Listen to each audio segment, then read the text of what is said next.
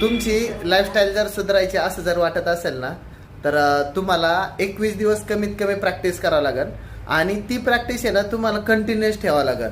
आणि ती प्रॅक्टिस जर चांगली ठेवली तर तुम्ही हेल्दी राहू शकता. वेट लॉस केलेलं आहे ते मेंटेन राहू शकतं, वेट गेन केलेलं आहे ते मेंटेन राहू शकतं, फॅट लॉस केलेला आहे तो मेंटेन राहू शकतो, मसल गेन आहे तो मेंटेन राहू शकतो. आणि तुमचं रुटीन लाईफस्टाईल चांगलं राहू शकतं. म्हणजे तुम्ही हेल्दी लाईफस्टाईल जगू शकता किंवा मेडिसिन फ्री लाईफ जगू शकता. पण जर तुम्ही म्हणजे माझ्याकडे मी खूप साऱ्या लोकांना बघतो, मी स्वतः बी त्याच्यातून अनुभव घेतो की आता मी समजा 5 वर्षापूर्वी खूप व्यायाम करत होतो, म्हणजे आज नाही करत आहे याचा अर्थ असं नाही की मग मी करत होतो मग मी आत्ता पण फिट राहायला पाहिजे. अजिबात नाही, तसं होणार नसतं. म्हणजे तुम्हाला जर फिट राहायचं तर रोज प्रॅक्टिस करावं लागेल. आणि ती प्रॅक्टिस रोज असलीच पाहिजे, त्याच्याशिवाय काही होणार नाही.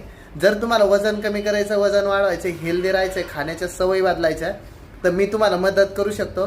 तुम्ही मला नक्की विचारू शकता. थँक्यू.